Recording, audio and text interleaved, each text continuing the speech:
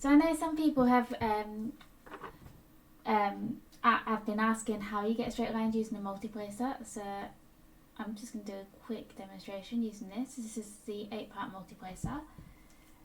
Pull your diamonds in the pot, shake it out so you've got some, so they're all like the same orientation.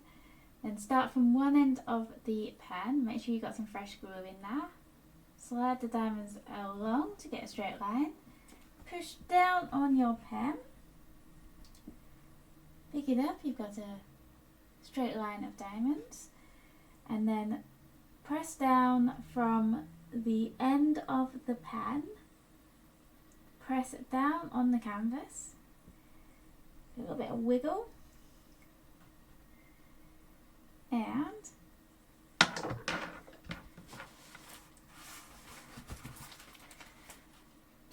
where is it? It's all good. The other side. There we go. There we've got a straight line of diamonds using the multiplacer. Little tip for you guys.